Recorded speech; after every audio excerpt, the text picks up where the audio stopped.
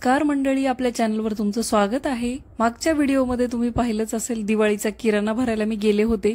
तर त्या दिवशी संध्याकाळी आणि दुसऱ्या दिवशीचा हा व्लॉग आहे। त्या दिवशी संध्याकाळी आल्यानंतर सगळं किराण्याचं सामान जागची जागी ठेवण्यासाठी काढलं होतं। जे सामान स्वच्छ करायचे, उन्हात ठेवायचे ते बाजूला काढलं होतं। हे फ्रोझन आयटम्स आहेत ते फ्रीज मध्ये ठेवले होते। जे स्वच्छ करायचं आहे, उन्हात ठेवायचं आहे ते सुद्धा बाजूला काढलं होतं। सामान ठेवण्यासाठी मी डी मार्ट मधून या प्रकारे मोठे डब्बे आणलेले आहेत। सगळ्यात मोठा आणि सगळ्यात लहान घेतलेला आहे।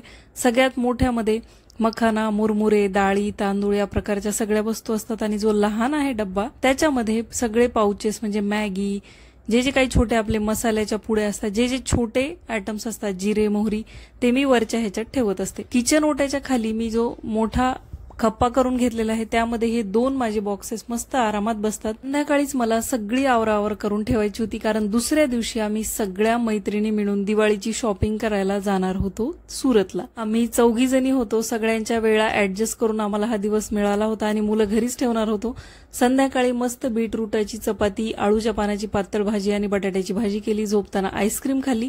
दुसऱ्या दिवशी पहाटे उठून सगळं आवरलं होतं। वरण भात, भाजी पोळी, मुलांसाठी मिस्टरांसाठी टिफिन बनवून ठेवला आणि पोळी भाजी खाऊन मी निघाले।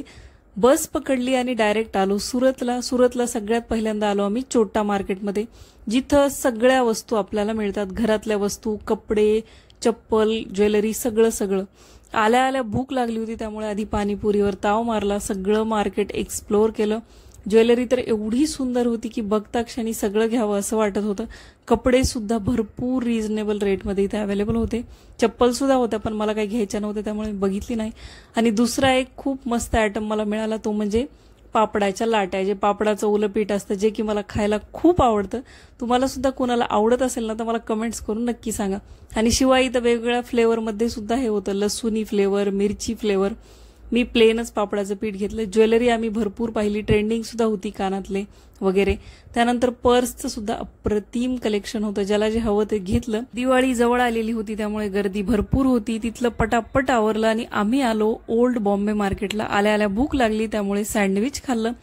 तुम्हाला जर मस्त डिझायनर म्हणजे अगदी छान दिसणारे चांगल्या क्वालिटीचे कपडे घ्यायचे असतील ना, तर तुम्ही सुरतला आल्यानंतर एकदा ओल्ड बॉम्बे मार्केटला नक्की या। हव्या त्या रेंजमध्ये आपल्याला इतकी मस्त सुंदर साड्या आणि ड्रेस मिळतील ना की तुम्ही विचार सुद्धा करू शकणार नाहीत। येण्या जाण्याचा खर्च आपल्याला होतो, पण कपडे तेवढेच अप्रतिम मिळतात।